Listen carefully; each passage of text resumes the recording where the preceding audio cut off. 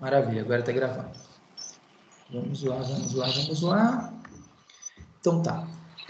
O objetivo dessa sessão 1 da unidade 3, que fala das atividades e das funções de poder, continuar, obviamente, como a gente está falando sobre teoria geral do processo, é continuar dando os primeiros elementos necessários para que vocês possam entender e depois desenvolver o curso de processo civil, né? Pessoal, só vou pedir para vocês desligarem o microfone, porque está vazando o som aqui alto para a gente, tá? Quem tiver com o microfone aberto. Então, o objetivo é justamente fazer essa apresentação dos temas mais importantes para que a gente possa depois desenvolver as aulas tanto de processo penal quanto processo civil e, obviamente, a parte processual das outras matérias que vocês terão, né? Então, vocês terão, com certeza, a parte processual de direito do trabalho, direito administrativo, vocês vão ter algumas noções de procedimentos, tal, né? Então, essas primeiras noções, elas servirão para serem aplicadas em todos os momentos posteriores de todas as aulas que tiverem processo, seja processo penal e processo civil como matérias autônomas, ou como a parte instrumental dos direitos que vocês tiverem, direito do trabalho, consumidor, etc. Tá? Bom, a primeira noção que nós temos aqui nessa sessão da unidade 3 é justamente a questão da jurisdição, tá? Deixa eu só fazer uma coisinha aqui, peraí. Eliana, você está me ouvindo? Oi. Eliana? Oi, Eliana, você Oi. pode, gentileza? Oi. Você pode desligar o seu microfone? Porque está vazando. Tá, desculpa, professor, que eu nem Imagina. tinha visto. Como eu estou dirigindo, desculpa. Ah, entendi. Mas sem problema, viu? Sem problema. Ah, melhorou bem. Obrigado, Eliana. Então, o que nós chamamos de jurisdição? Olha só, a jurisdição, ela é, obviamente, um dos institutos fundamentais do direito processual, né? E ela faz referência à função do Estado destinada à solução coercitiva, imperativa dos conflitos, né? E exercida mediante a atuação da vontade do direito em casos concretos. Então, a gente chama de jurisdição essa atividade do que a gente chama também de Estado-juiz, né? É a atividade do Estado-juiz. Claro, o Estado, de um modo geral, esse Estado com letra maiúscula, ele tem muitas funções judicantes, funções administrativas, né? E aí, e tantas outras funções tributárias, de regulação, de financeiro, etc. Só que todas essas funções, elas podem ser resumidas como sendo correlatas a 3 poderes, que é o poder judicial, o poder judiciário, o poder legislativo e o poder executivo. Então, esse sem número de atividades, eles serão direcionados, de um modo geral, para esses 3 poderes, que são os 3 poderes da União, né? O judiciário, o executivo e o legislativo. A parte de jurisdição cabe principalmente ao poder judiciário. Então, o poder judiciário é uma parte autônoma do Estado, né? Total, como a gente diz, cuidado, eu não estou falando de Estado totalitário, eu estou falando de Estado total na sua completude, né? E que tem justamente a função de dirimir conflitos. Dirimir conflitos que, obviamente, são milhões e milhões e milhões, que são exercidos por meio daquele direito de ação, direito fundamental constitucional de ação, que nós falamos em aulas passadas, né?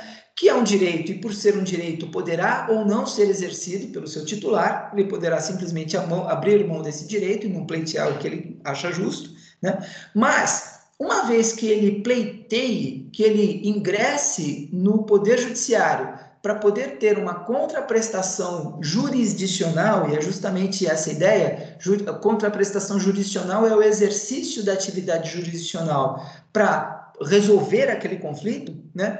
Então, quando ele faz isso, o Estado resolve esse conflito para ele, né, mediante a decisão final jurisdicional, que é a sentença, né, e aí está exercida a jurisdição, ou seja, existe uma solução imperativa, e quando o texto aí diz solução imperativa, é que é o seguinte: goste ou não, queira ou não, esteja satisfeito ou não, uma vez que o direito de ação foi exercido, então vem o Poder Judiciário e aplica a jurisdição, decide o que deverá ser feito de acordo com as provas que foram coletadas, de acordo com a posição equânime do juiz, obviamente, né? Mas uma vez dada essa sentença, essa solução é imperativa porque não haverá mais discussão, principalmente em se tratando de decisão de mérito, né? Quer dizer, quando a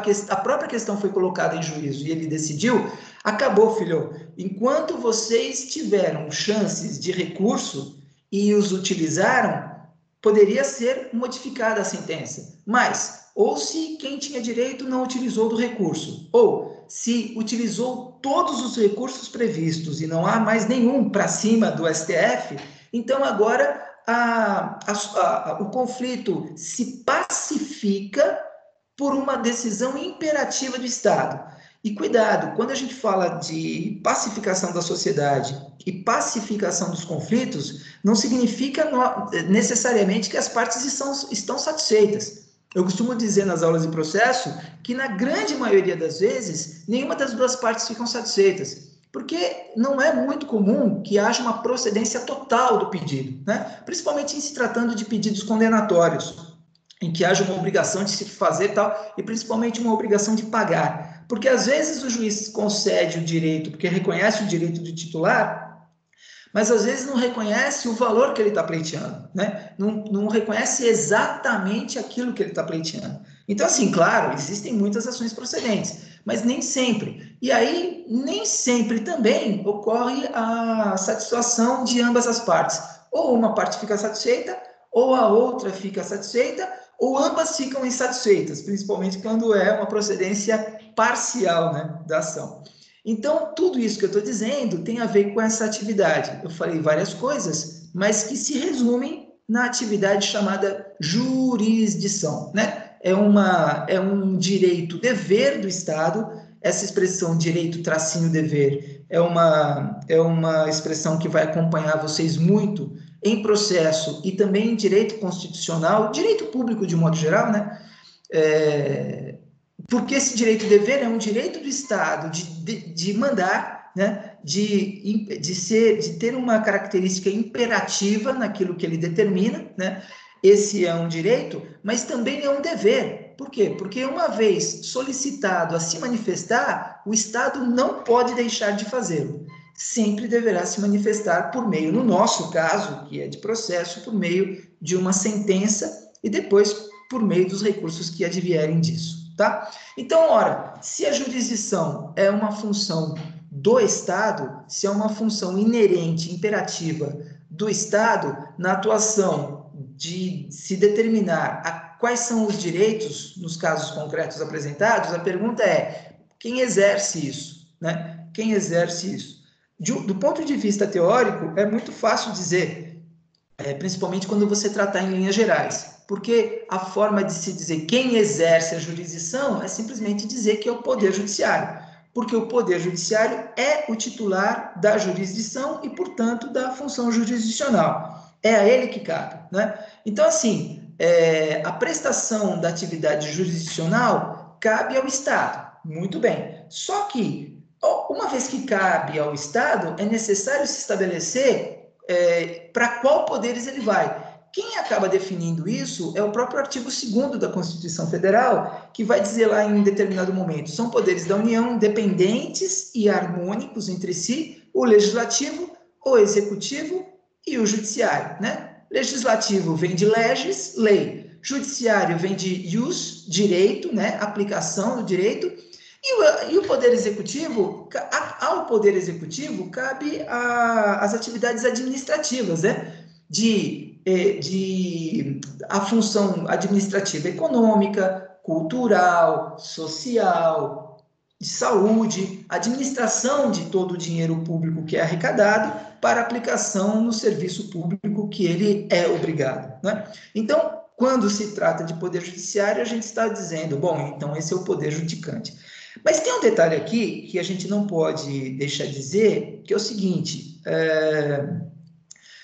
quando se fala que o poder judiciário ele tem atividade precípua de desenvolver atividade jurisdicional, ele faz isso, claro, é a sua principal atividade, mas não só. Então, uma coisa que a gente tem que também pensar é que o poder executivo, tudo bem, ele tem a incumbência administrativa do Estado, mas ele também legisla, ele também determina, ele também julga. O poder judiciário, além de julgar, ele também administra e também legisla.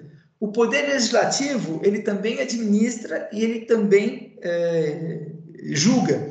Então, cada um dos poderes, eles têm uma atividade principal, né? O poder judiciário, por exemplo, é o de julgar, de legislativo e de legislar. Maravilha. Essa é a atividade para as quais eles, 3 poderes da União, foram direcionados por meio da Constituição Federal e do seu artigo 2º. Maravilha.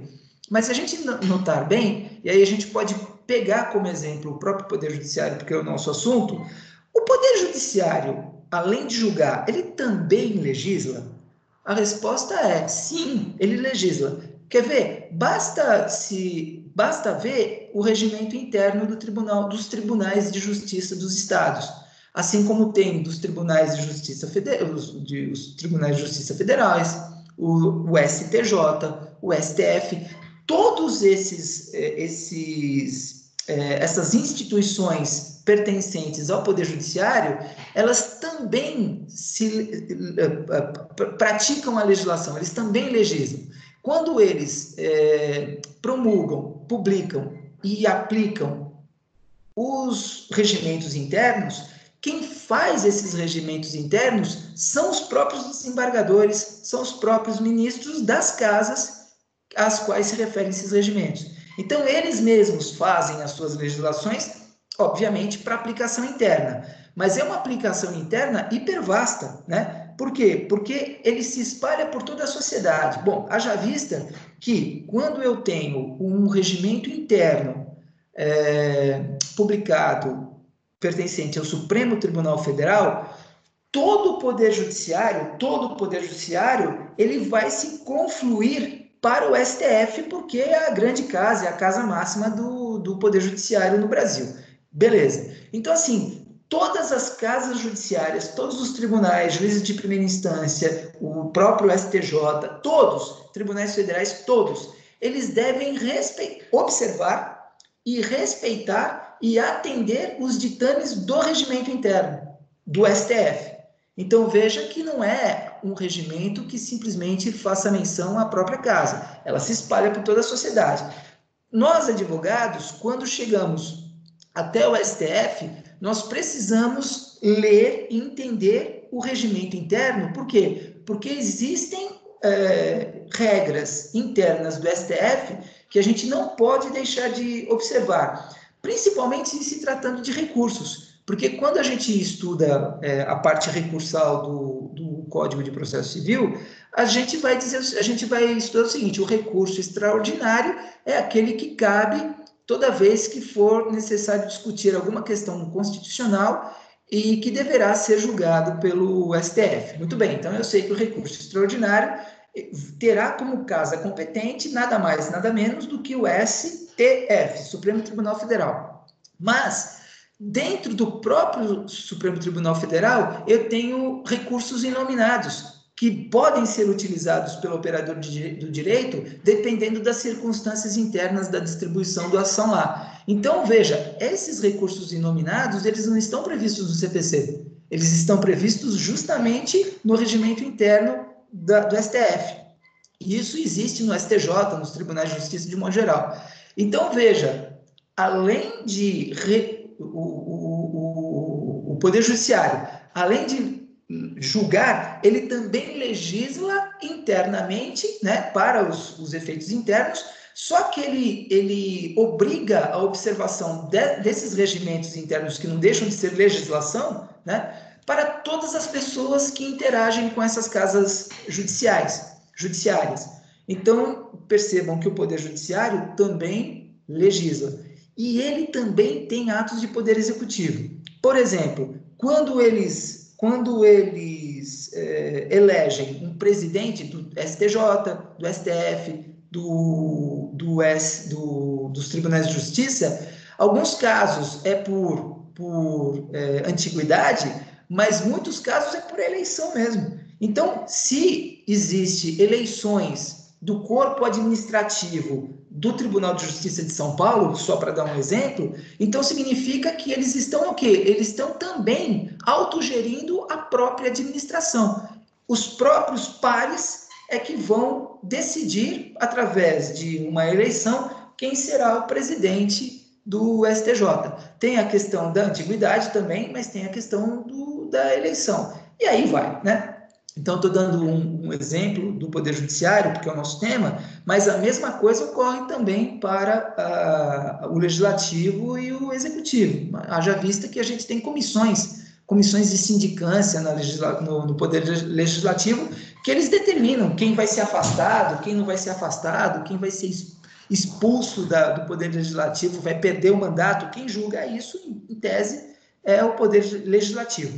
E aí sim, quando não faz, aí o Poder Judiciário pega e assume o controle. Mas enquanto isso não ocorrer, quem vai determinar quem permanece ou não na Casa Legislativa é o próprio Legislativo. Então você perceba que além deles legislarem, eles também têm características de Poder Judiciário também de julgamento, né? Simplesmente para fazer uma menção sobre isso. Deixa eu ver o que é mais interessante falar aqui. O Estado, até mesmo para racionalizar a condução de suas obrigações, divide suas atividades por órgãos especializados, então foi exatamente isso que a gente comentou, tá? Assim, apesar de principalmente a função jurisdicional ser atribuição do Poder Judiciário, Executivo e Legislativo, também exercem de forma atípica tal função. Então, na realidade, essa página 34 está trazendo aqui o que nós acabamos de comentar. Tudo bem, gente? Alguma pergunta sobre essa tela aqui? Tudo bem. Vamos para a próxima.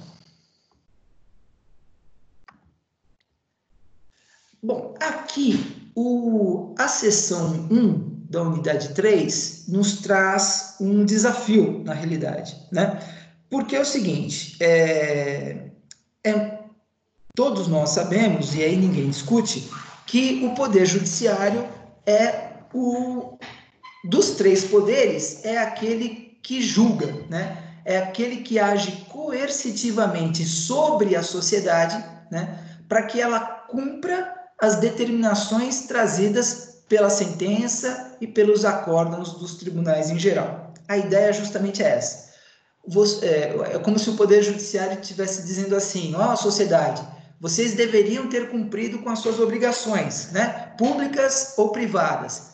Não cumpriram, aquela pessoa, física ou jurídica, natural ou jurídica, que se sentiu lesada, veio nos procurar, a nós do Poder Judiciário, veio nos procurar para resolver o problema que ela está apresentando, que é justamente o fato delas se sentirem lesadas, né?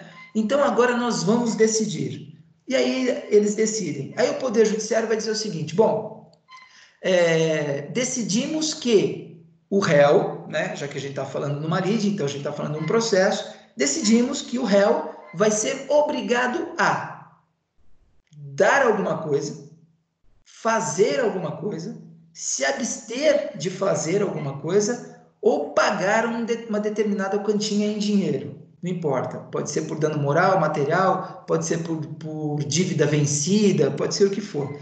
E esse é o julgamento, né? Da fase que a gente chama de fase de conhecimento. Acontece que duas coisas podem acontecer após o Poder Judiciário mandar a pessoa fazer aquilo que já deveria ter feito de forma extrajudicial, mas agora vai ter que fazer de forma judicial. Duas coisas podem acontecer.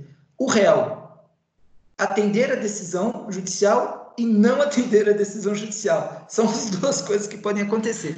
Se ele atender, maravilha, tudo bem, ó, não faça de novo, mas tudo bem, vai seguir sua vida, etc. O problema é se ele não atender.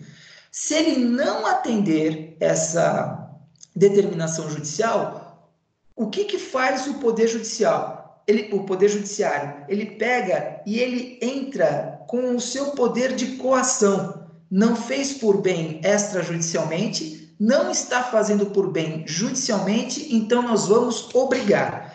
Isso a gente chama de fase executória, né? Processo de execução ou cumprimento de execução que tem uma natureza executória, ou cumprimento de sentença que tem uma função executória. É um momento em que o juiz não vai mais pedir, ou que o Poder Judiciário não vai mais pedir, ele vai determinar. Regra geral, quando eu falo de processo penal, ele vai prender o cara, ele vai tirar o cara de circulação e vai lhe tolher a liberdade de circulação para ficar pagando a pena de, no mínimo, detenção, o que for previsto pela lei.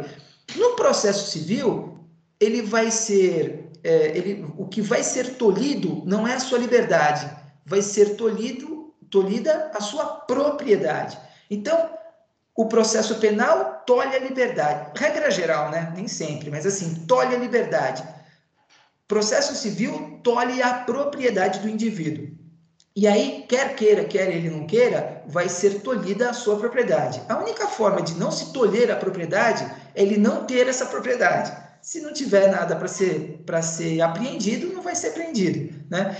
E se tiver, e ele estiver escondendo, além de futuramente essa propriedade ser apreendida, ele ainda vai responder criminalmente para que ele próprio tenha a sua liberdade tolhida.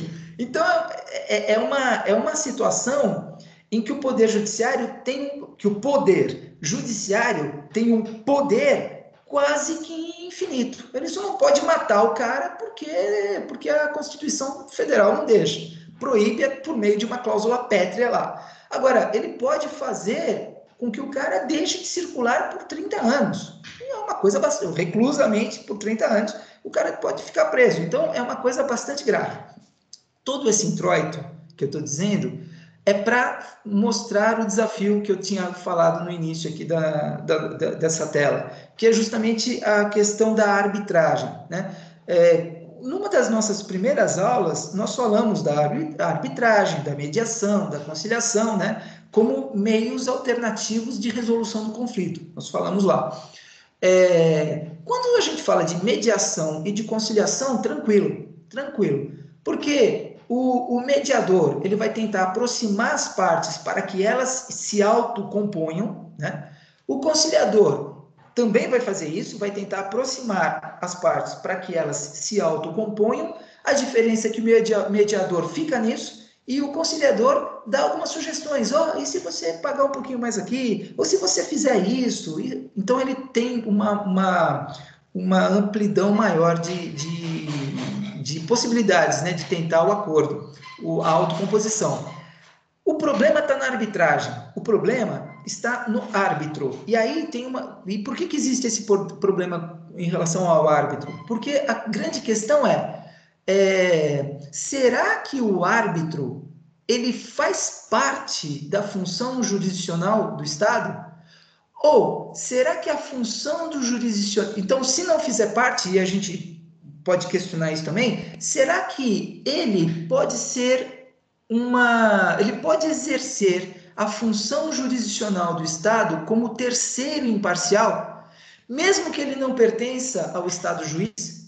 E aí, a lei de arbitragem criou essa enorme celeuma que é trazida aqui pelo livro Texto do Ava, para vocês e pela web aula, né? E realmente é uma questão muitíssimo interessante. Porque imagine, se o Poder Judiciário, ele é um dos 3 grandes poderes do Estado, e o Estado juiz, ele é o único que pode exercer a função jurisdicional, a questão é que, então, não pode ser terceirizada essa função jurisdicional. Então, a função jurisdicional tem o objetivo de julgar. Se o objetivo, a atividade de julgamento, pertence apenas ao Estado, não há possibilidade, não estou dizendo que não há, tá? Eu estou só colocando a questão para vocês, né? Eu nem entendo dessa forma, depois eu vou dizer o porquê. Então, a função jurisdicional não poderia ser delegada a um terceiro imparcial, o qual nós chamamos de árbitro. Essa é a grande celeuma que existe, né? Então, na realidade, essa discussão, ela se desdobra em três, né? Primeiro, o árbitro, ele cumpre função jurisdicional? Primeira pergunta. A segunda pergunta é, bom, se ele não cumpre, então a atividade de arbitragem ela é inconstitucional, porque se ele não cumpre uma atividade jurisdicional e ele julga, então ele está tendo uma atitude ilegal e inconstitucional. Então, vamos deixar essa primeira parte reservada. A segunda é, se ele cumpre uma função jurisdicional, ele pertence ao Estado juiz? Ele pertence à instituição Poder Judiciário ou não? Essa é a segunda pergunta. E a terceira pergunta, se ele não pertencer ao Poder Judiciário, e, portanto, se ele não fizer parte do Estado juiz, ele pode cumprir essa função jurisdicional? Ele pode julgar sem ser Estado juiz e, portanto, ser um terceiro imparcial que não tem nenhuma ligação com o Estado? É muito interessante essa questão, ou essas questões, né? E aí, veja, nós temos duas correntes no Brasil, né?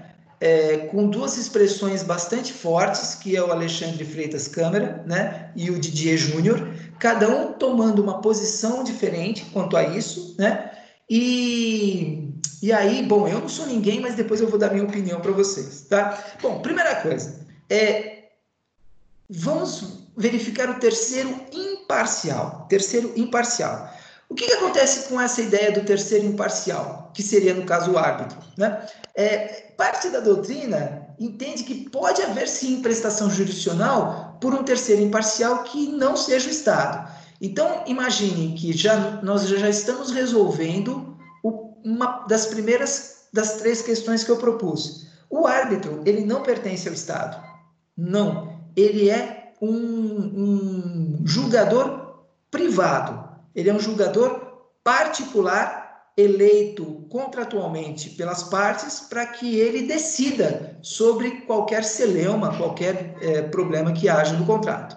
Então, daquelas três questões, a gente já afastou a primeira. Ele não faz parte do Estado juiz, ele não pertence ao Poder Judiciário, ele não é um ente público, o árbitro é um terceiro imparcial fora do Poder Judiciário, fora do Estado juiz, e que vamos ver agora se ele exerce ou não o poder jurisdicional, né? Mas a gente já sabe que ele não pertence ao Estado. E aí o Didier Júnior, ele vai dizer o seguinte, que a arbitragem, e aí tem a expressão explícita dele aí, expressa dele aí, é propriamente jurisdição, exercida por particulares com autorização do Estado e como consequência do exercício do direito fundamental de autorregramento, a tal da autonomia privada. Então, o Didier Júnior vai dizer o seguinte, olha, tudo bem, o árbitro, ele não é Estado não, ele não é um juiz, mas ele julga, ele decide. E ele decide por quê? Ele decide porque as partes querem que ele decida. É basicamente o que ele está dizendo. Como as partes querem que ele decida, caso elas, partes contratuais, não cheguem a um denominador comum, isso é totalmente viável, totalmente possível. Agora, o árbitro, ele não pode ser imposto às partes como o juiz pode ser. O juiz, sim, querendo ou não, uma das partes contratuais, gostando ou não, querendo ou não, se o processo for judicial, aquele juiz vai ser imposto para a parte contrária, o réu, por exemplo, que pode não estar gostando nada daquilo, mas ele tem que se submeter à determinação do Poder Judiciário. No caso do árbitro, não, como a gente viu numa das primeiras aulas que nós tivemos. O árbitro, ele só vai ter poder de julgamento, ele só vai ter poder de decisão caso todas as partes contratuais assim tenham previsto. Tanto que a cláusula de arbitragem ela tem que ser por meio de contrato escrito, né? Então, a cláusula de arbitragem ela deve constar de um contrato escrito. E aí, uma vez constando do contrato, ela é perfeitamente possível de ser válida, e é, enfim, reconhecida por lei, né? Inclusive por lei federal, que é a lei de arbitragem. Então, na realidade, o Didier Júnior diz o seguinte: sim, o árbitro é um terceiro imparcial que não pertence ao Poder Judiciário, que não pertence ao Estado, mas ele cumpre uma função jurisdicional, porque ele julga, e esse julgamento ele é previsto por lei. Maravilha. Mas aí vem o Alexandre Freitas Câmara, né? O Alexandre Freitas Câmara, ele vai dizer o seguinte: olha, tudo bem, a lei de arbitragem está aí, os árbitros estão aí julgando, se deliciando com seus julgamentos, se sentindo juízes, estão todos bonitinhos aqui. Só que a gente não pode fechar os olhos de que a função jurisdicional é monopólio do Estado. A função jurisdicional é um direito, dever exclusivo do Estado. E ele não pode delegar essa atividade, que seria de arbitragem, para uma outra pessoa e considerar essa arbitragem jurisdição.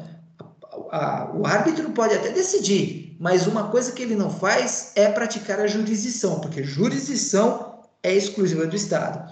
E ele defende esse posicionamento porque ele entende que a jurisdição é uma função exclusiva do Estado mesmo, por definição.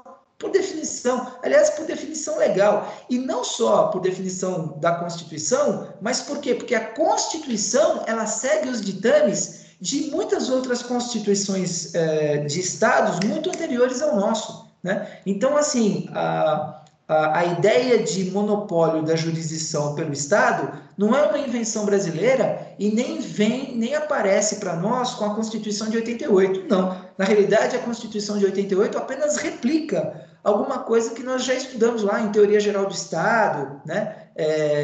Com os grandes filósofos doutrinadores dos estados públicos, etc., né? Rousseau, essas pessoas. Então, esses ditames de que o Poder Judiciário é uma função de monopólio do Estado, ela vem de muito tempo antes da própria Constituição. E aí ele vai dizer que essa função estatal é uma característica da atividade estatal e não pode ser exercida por um particular. Bom, beleza. Então, nós temos essas duas posições. Vocês podem se posicionar da forma como vocês quiserem, né? Se nós tivéssemos uma prova dissertativa e eu perguntasse isso, qualquer resposta para mim seria válida, desde que bem fundamentada, né? Como sempre, nas questões dissertativas, mas aqui eu quero dar um pitaco. Na realidade, eu não me filio na teoria do Freitas Câmara, não. Eu gosto muito mais da teoria do Didier Júnior, porque é o seguinte, se eu fizer uma discussão pautada na filosofia do direito, essa discussão vai longe, e ela não vai ter muito efeito prático, né? Em tempos de coronavírus, a gente precisa de efeitos práticos, né? Então aí vai longe, aí você vai ficar discutindo o sexo dos anjos, e aí você não chega a lugar nenhum. Agora, na prática, a teoria do terceiro imparcial apresentada pelo Didier Júnior, ela é muito mais factível, pelo menos, de comprovação e de prova, praticamente, do que a do Freitas Câmara. Por quê? Porque, na realidade, a própria legislação brasileira, ela dá a esse terceiro imparcial a possibilidade de função jurisdicional. Dá a ele a característica de função jurisdicional. Bom, primeiro, porque existe uma lei de arbitragem. Dá licença só um pouquinho que eu vou tossir. Existe uma lei de arbitragem e que prevê essa situação, prevê a legalidade do árbitro, como se fala, com reservas, né? Que o árbitro ele só poderá atuar caso as partes contratuais o elejam para dirimir os conflitos do contrato. Maravilha. Então, a própria lei de arbitragem prevê isso. Segunda coisa, o o árbitro, ele tem uma função jurisdicional, por quê? Porque ele julga aquele contrato, né? Ele julga aquele contrato. E se eu analisar do ponto de vista processual, eu vou chegar à conclusão mesmo de que o árbitro julga e não só decide. Por quê? Porque quando eu estudo o processo como um todo e chego lá na parte de execução, eu vou ter um artigo do processo de execução, do processo civil, que vai dizer assim: são títulos executivos judiciais. Títulos executivos que emanam do próprio Poder Judiciário. Aí tem lá, né, todas as sentenças dos juízes e tal, e em algum momento, não me lembro exatamente em que inciso, está lá, sentença arbitral. Ou seja, o próprio Código de Processo Civil denomina a decisão do árbitro de sentença. E a sentença, como nós todos sabemos, sentença é um instrumento exclusivo do Poder Judiciário. Sentença é um instrumento exclusivo de lavra do juiz. Então, o que faz o Código de Processo Civil, amparado pela Constituição Federal? Ele dá status de sentença à decisão arbitral. Ora, a sentença, ela culmina a função jurisdicional, né? Ela é o objetivo de toda a função jurisdicional, porque a função jurisdicional, ela se desenvolve, até o momento em que o juiz decide. E essa decisão final do juiz eu chamo de sentença. Pois é, o próprio Código de Processo Civil dá o nome de sentença para a decisão arbitral. Então, ponto para o Didier. Porque se o próprio processo civil, ele dá status de sentença para a decisão arbitral, significa que o próprio Código do Processo Civil está dizendo é função jurisdicional, sim, sem problema. Agora, tem um outro detalhe que para mim foi o fator de convencimento total de que o árbitro exerce uma função jurisdicional. Porque é o seguinte,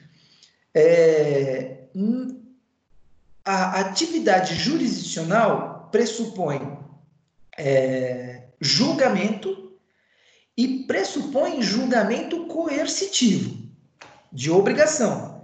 Julgar vem da função jurisdicional. Coagir quem perdeu o processo a cumprir com a sentença também é função do Poder Judiciário. Mas aí o que acontece? A função jurisdicional do árbitro, ela é minimizada.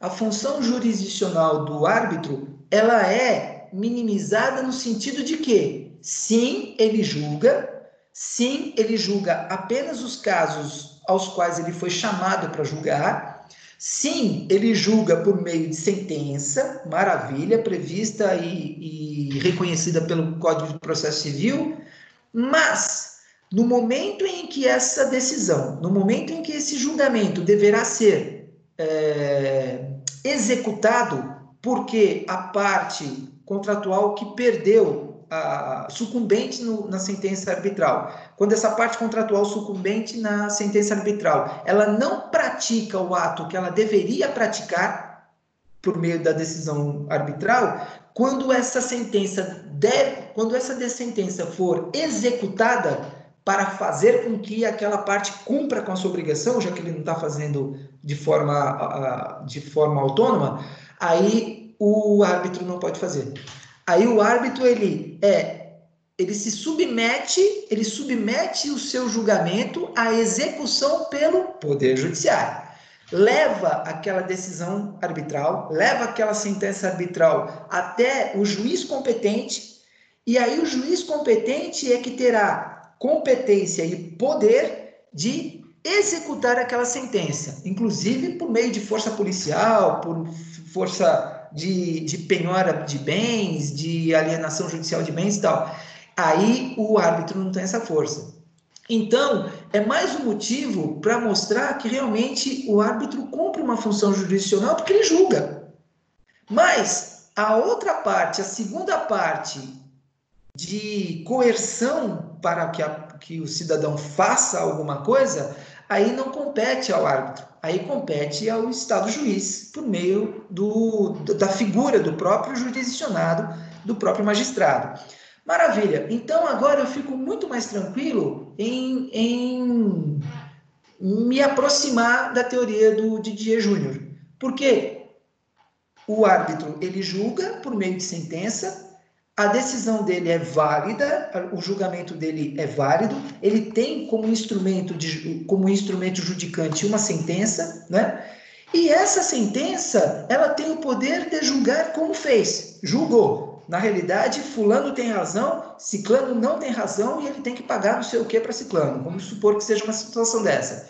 Pagou a maravilha, cumpriu-se a sentença arbitral. Não pagou, essa sentença arbitral vai ser levada até o Poder Judiciário, na vara competente para se executar essa sentença, e aí o Poder Judiciário atua. Então, veja, o Poder Judiciário, ele pega e ele atua na parte de julgamento e de execução dos julgamentos.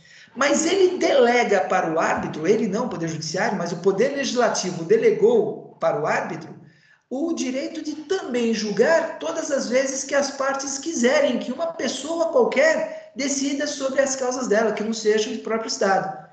Veja, o que se está atendendo aqui é o princípio, o direito fundamental de liberdade, liberdade de contrato e liberdade de autorregulação das partes contratantes, que tem tudo a ver com a autonomia privada que é da natureza do Código Civil. Perfeito, perfeito. Agora, na hora de executar, quem executa é o Poder Judiciário.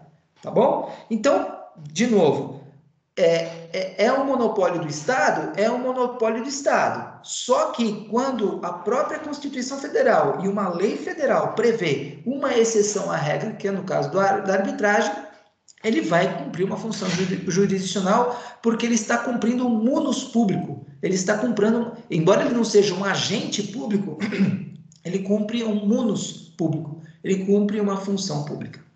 Tá bom? Pessoal, alguma pergunta sobre essa tela?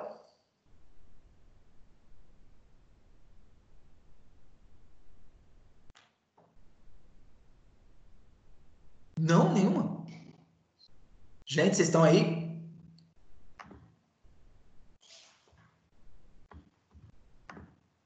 Sim.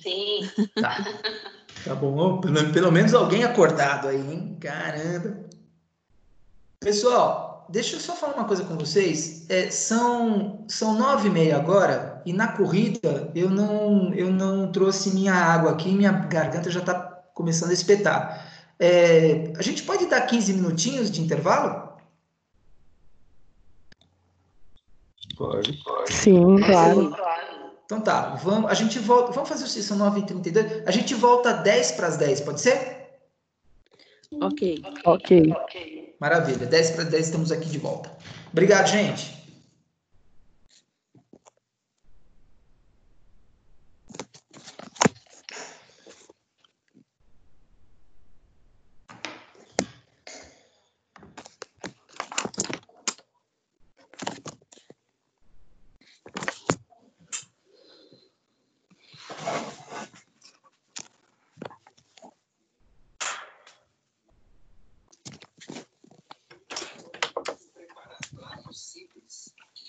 Olá, papai.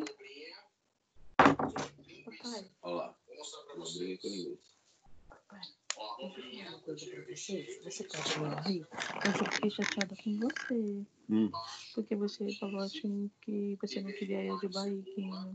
Mãe, tem que fazer um regime. Eu não quero isso aqui pra mim. Marta? Quando eu voltar às aulas, eu vou... Marta? Quando voltar ao normal, eu vou fazer uma... Papai, você não quer uma atividade, mãe. Você tem que se Alô, cuidar, Marta? sua saúde. Você tem que pensar a longo prazo, entendeu? Daqui 5 anos, daqui... Tá... É uma dica só. Marta? Ninguém quer ninguém, entendeu?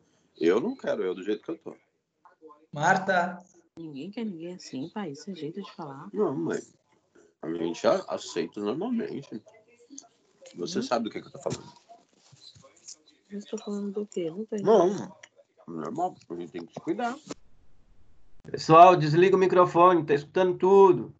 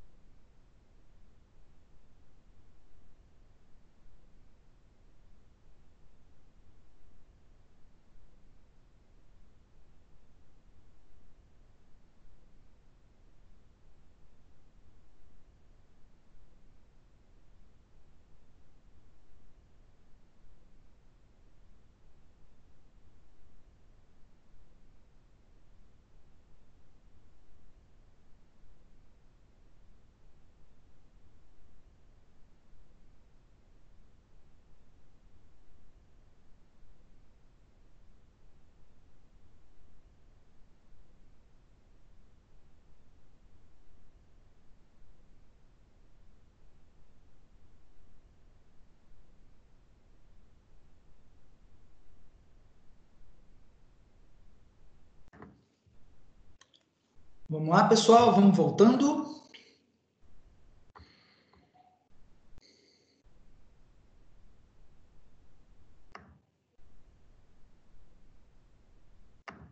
Todo mundo aí, gente? Manifestem-se. Grande Wellington. Oi. Sim, presente. Muito bem, vamos voltando. Martinha, que adora deixar o microfone ligado, é uma beleza.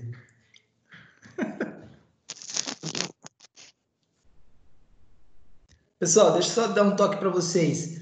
Quando vocês desligarem, principalmente quando a gente der um tempinho para tomar um café, tomar uma água e tal, não esqueçam de desligar os microfones, porque tudo que vocês falam vazam. Tudo que vocês estão falando aí, a gente escuta, né? E o pior, não só a gente escuta, como fica gravado, e aí quando eu posto no YouTube, toda a comunidade internética fica sabendo o que vocês falaram. Então não corram o risco, viu, gente? Desliguem as câmeras e os microfones. Senão vai acontecer que nem aquela menina lá dos Estados Unidos, não sei se vocês viram isso. Ela estava fazendo uma reunião via Microsoft Teams também, e aí ela na reunião, o chefe dela estava falando, ela aproveitou que o chefe dela estava falando, ela pegou o computador e foi para o banheiro fazer xixi. E colocou o computador na frente dela, para ela poder ver o chefe dela, e todo mundo vendo a menina fazendo xixi. Não corra esse risco, hein, gente? Gente, vocês estão aí? Estamos. Um silêncio assustador, hein? Parece aqueles filmes do Drácula, meu. Vamos lá. Então, continuidade aqui. Falamos então do terceiro imparcial, do monopólio do Estado, como sendo uma das grandes... Opa, tem um cachorro aí. Como sendo uma das grandes discussões se o árbitro exerce a atividade jurisdicional ou não. Então, superamos isso. Vamos lá para a nossa próxima tela.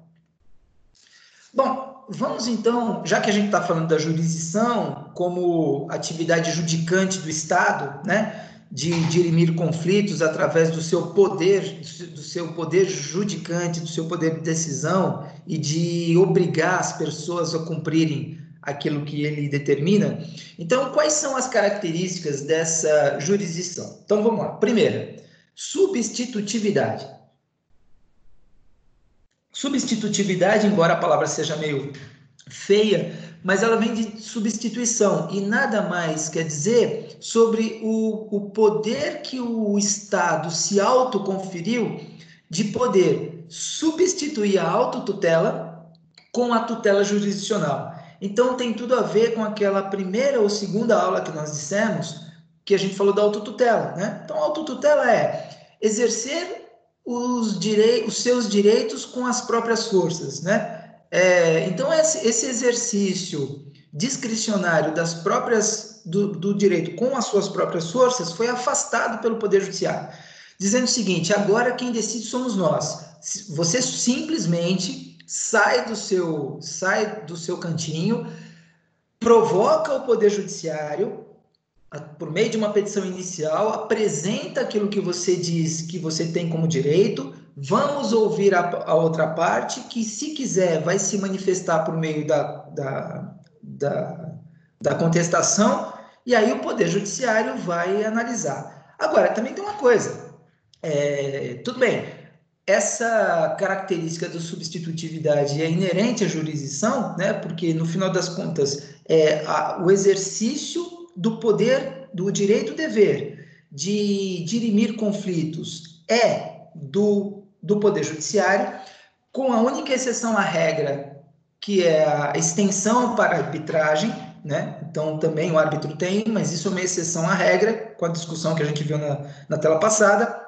Mas, ainda assim, o Poder Legislativo deu o direito de, em alguns casos, raríssimos casos, haver autotutela, como eu acho que a gente chegou a comentar quando a gente falou da autotutela. Então, assim, não existe mais a autotutela, agora tem a tutela jurisdicional, a proteção. Tutela vem de proteção, né? De protegido, de proteção. Então, o Poder Judiciário ele pega e aplica a tutela jurisdicional e tal. Em raríssimos casos, existem alguns exemplos de autotutela, e um dos exemplos, e talvez o único exemplo que exista no Código Civil, é o da proteção da posse, né? Que quando existe um possuidor que tenha a sua posse, o seu imóvel, por exemplo, invadido, ou sendo invadido naquele momento por alguém, por alguma pessoa, por algumas pessoas, ele pode exercer a própria força para afastar aquela ilegalidade que está sendo cometida. Dentro de uma normalidade, dentro de uma razoabilidade, né? Quer dizer, exercer a mesma força que a outra pessoa está exercendo para invadir a posse, então o possuidor legitimado ele tem direito de afastar essa ilegalidade possessória. Mas é um caso único no Código Civil de exercício da autotutela, e mesmo assim, esse exercício de autotutela, ela só é permitida graças à expressa determinação legal. É a lei quem dá esse direito ao possuidor que está sendo ilegalmente afastado da sua posse. Se não houvesse essa previsão, a autotutela seria proibida, como é proibida em todos os demais casos previstos pelo Código Civil, tá? Então, a característica da substitutividade. Uma outra característica muito importante é da inafastabilidade. Então, o que significa a inafastabilidade da tutela jurisdicional? Não se pode excluir da apreciação do Estado, do Poder Judiciário, qualquer ameaça ou lesão a direito. Ou seja, a jurisdição ela é colocada pelo Estado para o próprio Estado solucionar. Então, a jurisdição é isso, solucionar os conflitos, né? E ninguém pode ter o seu direito de ação tolhido. O cara pode ser um criminoso, o cara pode ser um sujeito da pior espécie, mas se ele tiver qualquer direito a pleitear, o Poder Judiciário não pode tolher dele antecipadamente esse direito. Claro que existem critérios processuais que são inerentes à própria perempção, como a gente já ouviu, como vocês provavelmente já devem ter ouvido falar. A perempção é a perda de um direito de agir no processo pela falta de observação do prazo. Mas isso já está previsto numa dos princípios que a gente analisou na semana passada, que é o princípio do devido processo legal. Do devido processo legal. Então, assim, a perda do prazo leva à perempção de um ato processual, de um direito processual. Mas o agente que perdeu aquele prazo, ele já sabia que ele perderia se ele não cumprisse o prazo. Ou seja, a atividade jurisdicional, o processo, ele foi colocado à disposição do sujeito. Agora, se o sujeito não segue as regras processuais, então ele vai perder o direito, e isso não significa dizer que está sendo afastado da prestação jurisdicional. Não. A jurisdição, a atividade jurisdicional foi colocada à sua disposição, mas ele, por negligência ou imperícia, ele deixou de cumprir um prazo que ele deveria cumprir. Então, aí não há que se falar em inafastabilidade, tá? Então, toda vez que houver uma lesão a direito, toda vez que houver uma ameaça a qualquer direito, a pessoa ameaçada ou lesada, ela tem o direito de ação, direito constitucional de ação, ou seja, ela pode bater nas portas do judiciário e requerer essa prestação jurisdicional. Isso também tem muito a ver com uma das coisas que eu comentei com vocês na primeira aula, na segunda aula, não me lembro, mas que tem a ver com o seguinte, que uma pessoa ele pode pleitear que o juiz que o Poder Judiciário se manifeste por meio de um processo, mesmo que ela tenha certeza absoluta de que ela não tem direito. Lembra que eu cheguei até a perguntar isso para vocês? Uma pessoa que saiba que tenha plena consciência de que ela não tem direito àquilo que ela está pleiteando, mesmo assim, ela pode pleitear? Pode pleitear, claro que pode. Né? Por dois motivos. Primeiro que o juiz só vai saber se ela tem ou não direito depois que analisar o caso. Já começa por aí. Mas, mesmo que na própria petição inicial o autor ele coloque lá, seria uma loucura ele fazer isso. Mas mesmo assim ele poderia fazer e colocar, eu sei que eu não tenho direito. Eu sei que esse cara tem razão e que eu não tenho direito nenhum. Mesmo assim, eu quero entrar com essa ação para poder azucrinar com a vida dele. O juiz vai analisar e ele vai aceitar o processo. Ele vai aceitar o processo vai ter um número, ser distribuído bonitinho e tal. É que, muito provavelmente, o que vai acontecer é que o juiz vai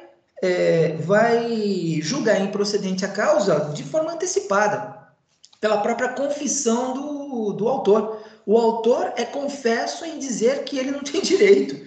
Tudo bem, é uma coisa absurda, né? Um negócio que passa da razoabilidade.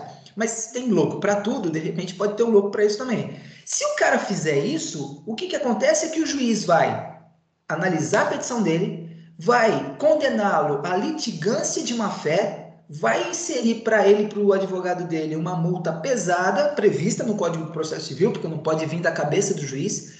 A litigância de má-fé e as punições para essa litigância de má-fé são previstas no próprio Código de Processo Civil, só que ele vai julgar a causa.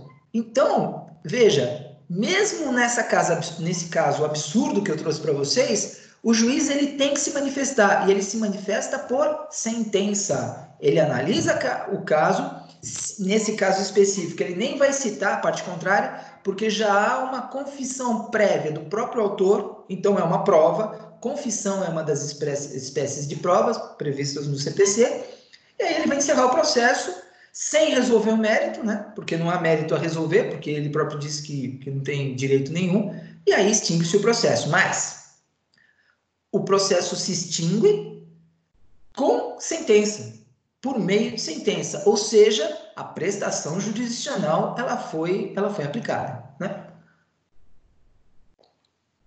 Maravilha. Alguém tem alguma pergunta aqui? Próxima tela, então. Opa. Voltei, não devia ter voltado. Próximo. Bom, próxima das características.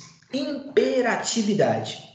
Imperatividade. Uma vez reconhecido o direito, o Estado juiz fará valer sua autoridade, independentemente da anuência das partes litigantes. O Poder Judiciário fará valer sua decisão, inclusive com a utilização dos denominados atos de império, adentrando de forma forçada na esfera jurídica das partes.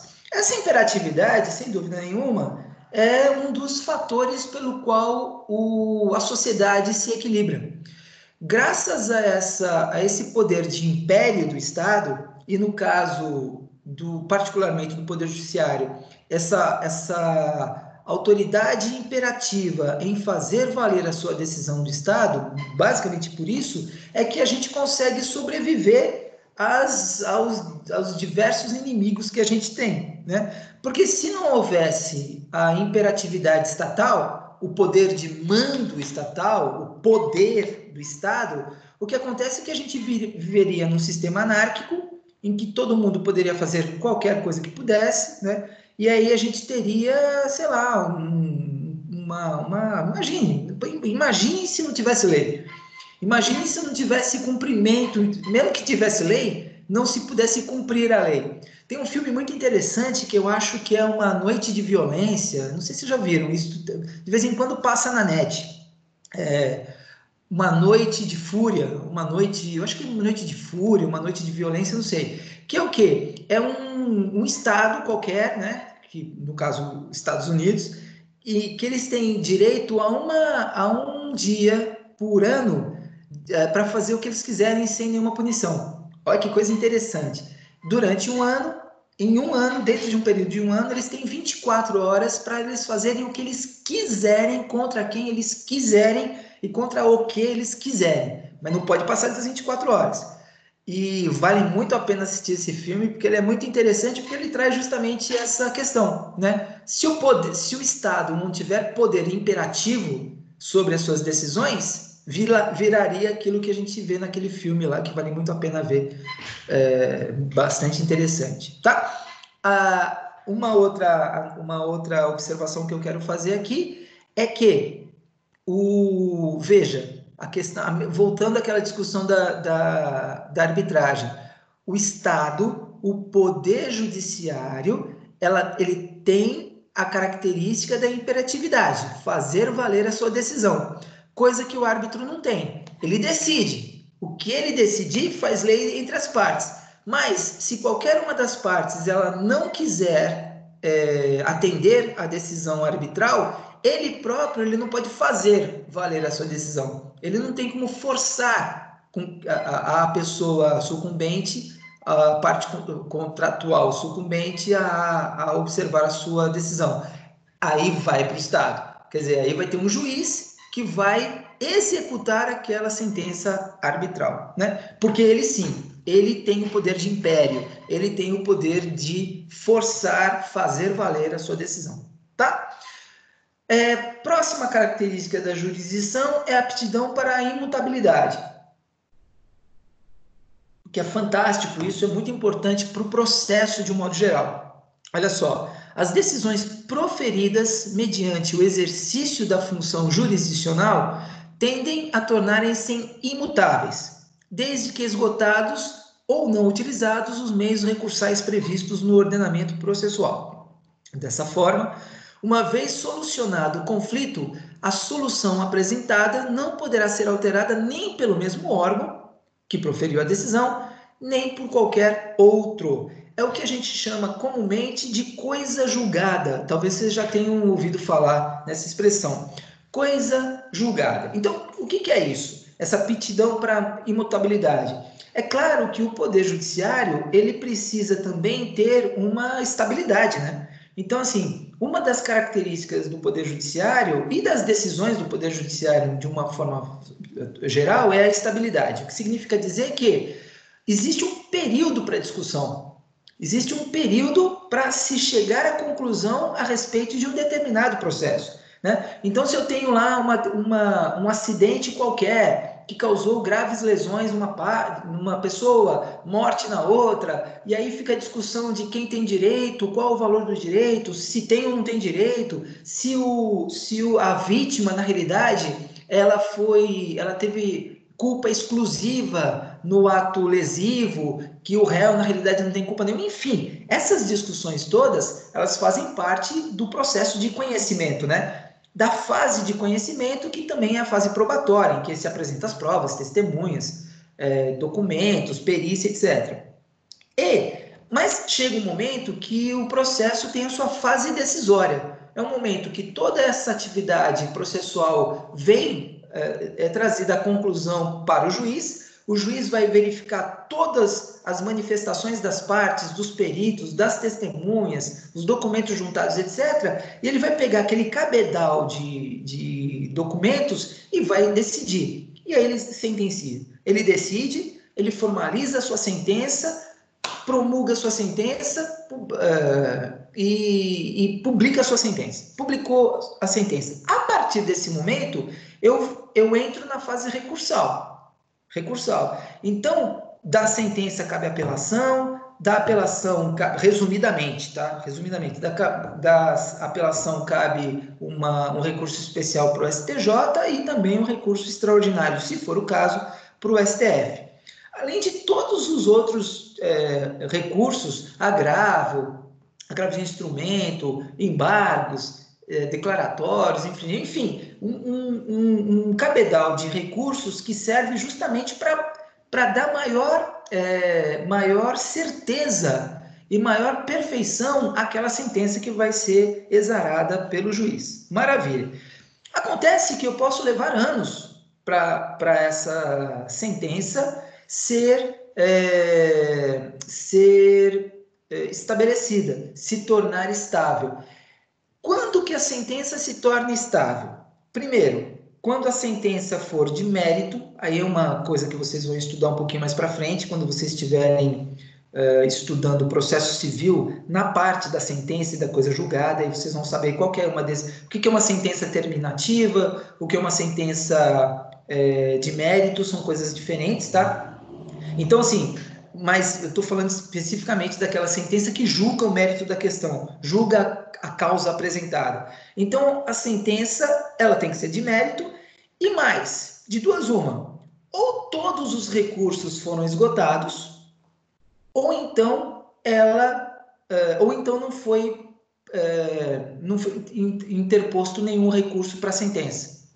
Então, veja, a partir do momento que a fase recursal ela se extingue, ou porque todos foram utilizados, ou porque nenhum foi utilizado, o que acontece com essa sentença de mérito, né? Essa sentença propriamente dita, essa sentença de mérito, ela transita em julgado, não dá mais para reformar. E quando ela transita em julgado, essa sentença, o que acontece? Ela se torna imutável. Essa mesma causa, essa mesma ação, e a leia-se por lide, ou causa, ou ação. As mesmas partes, mesma causa de pedir, mesmo pedido e mesmo fundamento, ela não poderá mais ser rediscutida pela própria vara, pelos tribunais ou por outras varas cíveis quaisquer da mesma competência. Ela não poderá mais ser discutida nunca mais. Por quê? Porque ela se tornou imutável. Ela fez, como se diz no jargão jurídico, coisa julgada. Houve coisa julgada, é isso, acabou, goste, não goste, mas é assim que vai ser. Então, essa aptidão para a imutabilidade é uma das características da jurisdição. Para quê? Para que haja confiabilidade nas decisões do Poder Judiciário.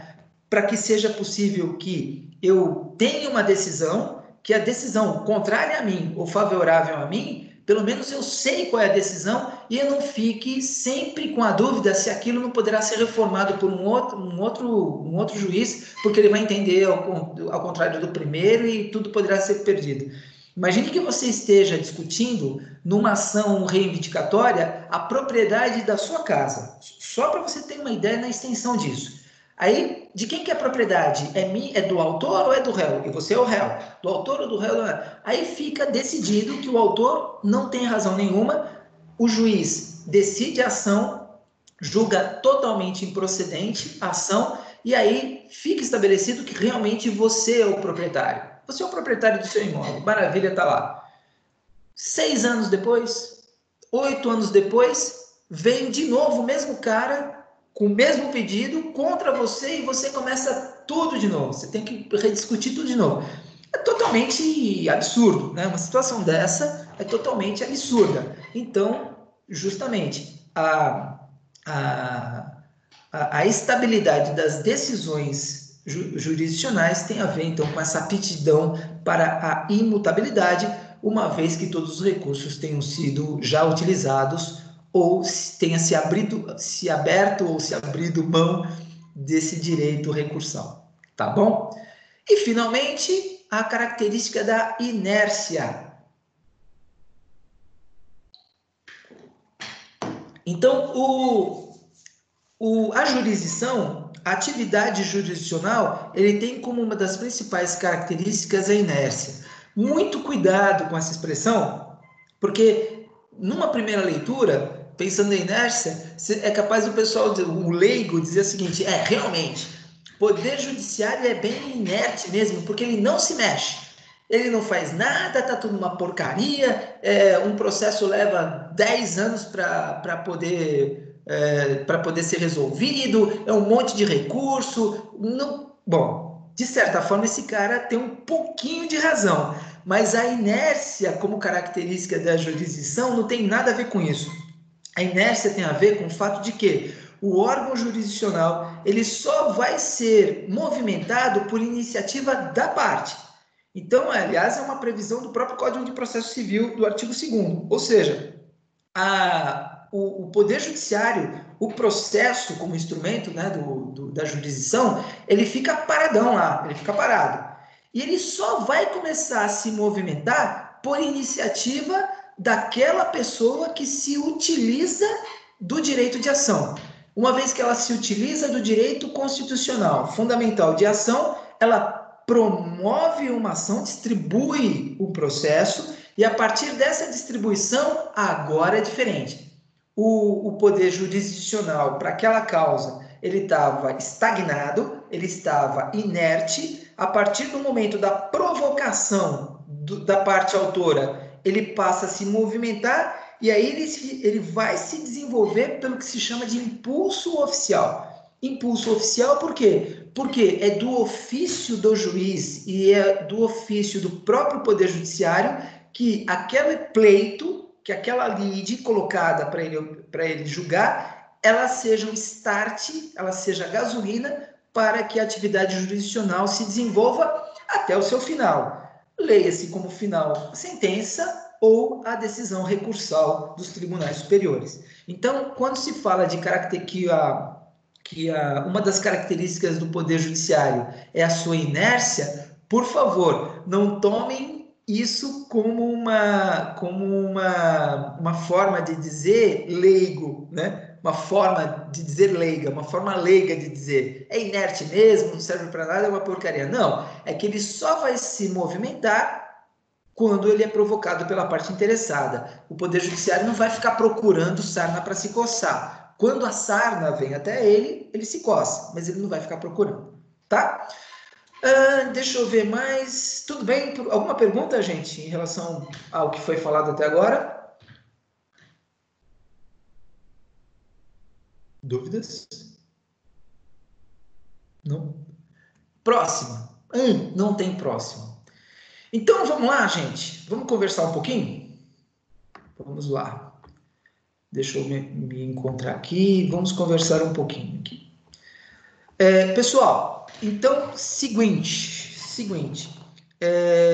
A nossa aula de hoje, que a gente encerrou agora aqui, ela é a primeira aula do segundo bimestre, tá? Primeira aula do segundo bimestre. A nossa prova, ela vai abranger a unidade 1 e a unidade 2, tá?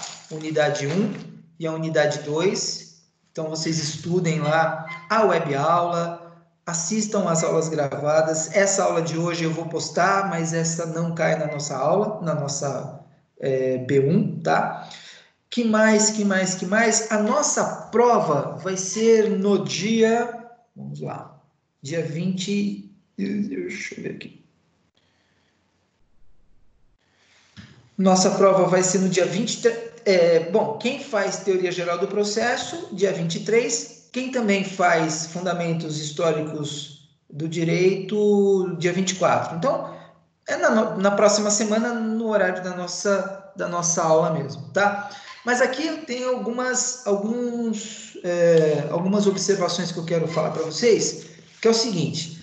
Bom, nós vamos fazer a nossa prova por meio do Microsoft Forms, tá? Então, vocês vão... Aí é que tá uma coisa que eu não sei e que tomara que a Valéria tenha comentado com vocês. Eu ainda não sei dessa resposta.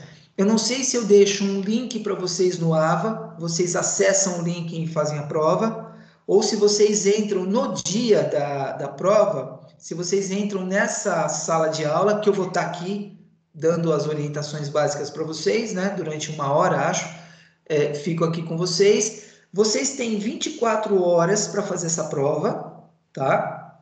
24 horas para fazer essa prova, mas vocês precisam tomar muito cuidado que a prova que vai valer é a primeira prova feita, tá? Então, assim, vocês podem eventualmente fazer a prova mais de uma vez. Parece que o sistema permite isso.